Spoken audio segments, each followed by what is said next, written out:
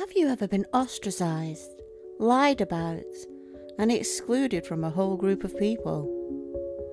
It's more common than you think. It happened to me. Let's talk about it and why this happens.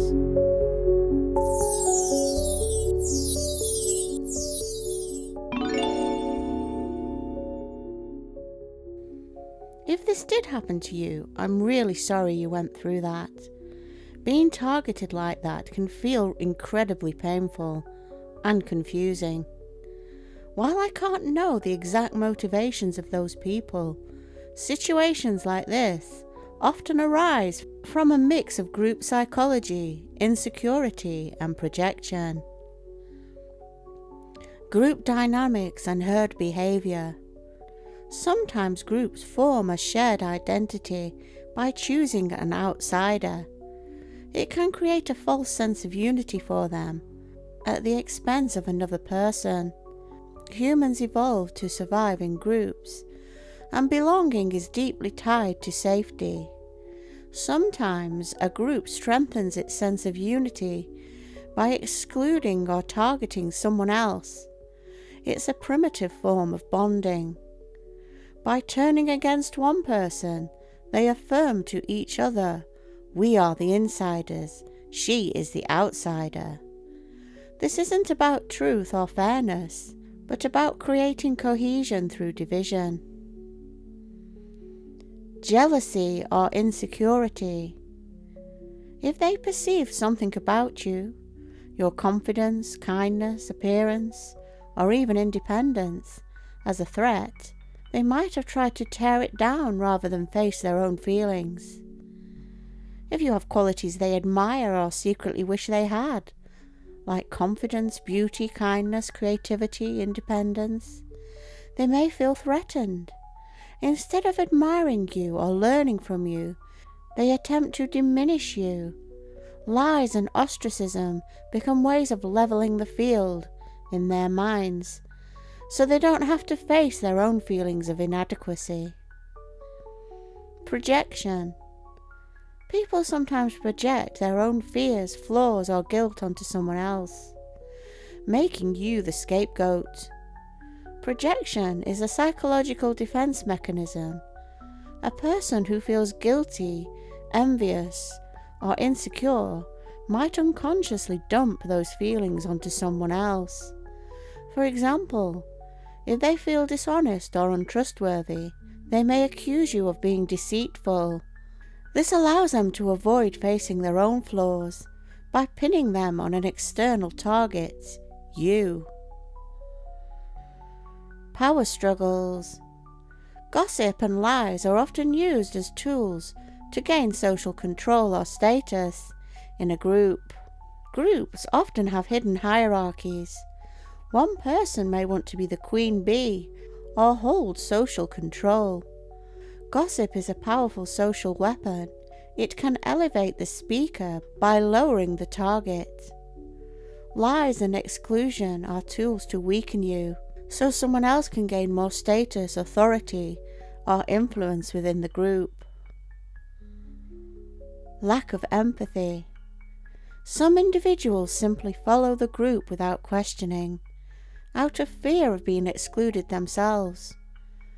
Not everyone who participates in ostracism is malicious. Some simply follow along because they don't want to be the next target. They may even feel it's safer to side with the group rather than question what's happening. This doesn't excuse their behavior, but it explains why otherwise decent people might join in cruelty. They prioritize belonging over doing what's right. What ties all this together is that none of it truly reflects your worth. These behaviors are mirrors of the group's own wounds and immaturity. The pain you feel is real, but it is not evidence of your failings, it's evidence of theirs. What happened says far more about their inner state than it does about you. Ostracism is one of the oldest forms of social punishment humans use, but it's deeply damaging and unfair when done through lies. Those people don't deserve your time and energy. Only the weak and pathetic seek to bring others down to their level, because they feel powerless to rise up to what you are. So with that in mind, take it as a compliment and move onwards and upwards. Join our Discord for a real sense of community without all the hate and insecurity.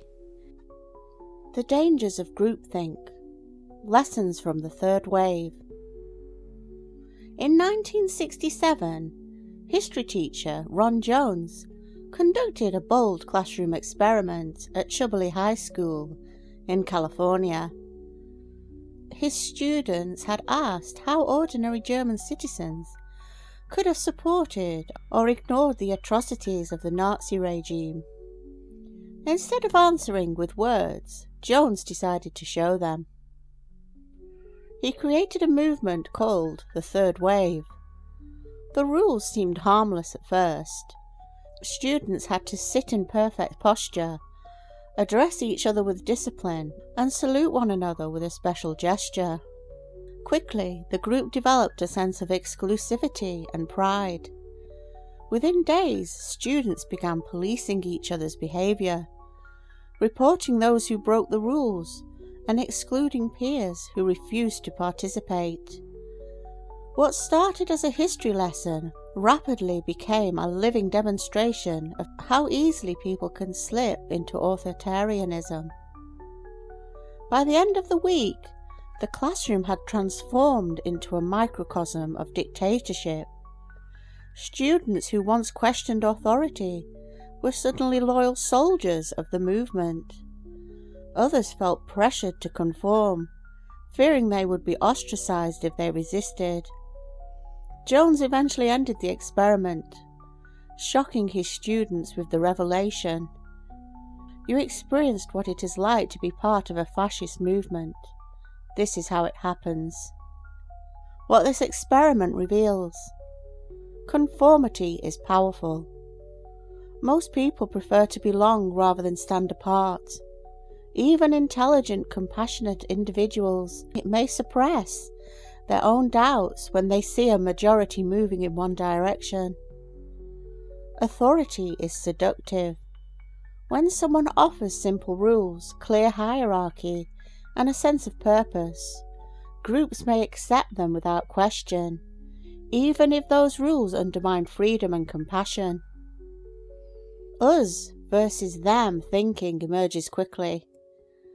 Once people feel they are part of a special in-group, they often create or imagine outsiders. Those outsiders become scapegoats, easy targets for bullying, exclusion, or worse. Critical thinking is abandoned. Groupthink thrives when questioning is discouraged. The desire for harmony silences dissenting voices, leading to dangerous decisions made without scrutiny. Modern dangers of groupthink. Though the third wave was a classroom experiment, its lessons are chillingly relevant today.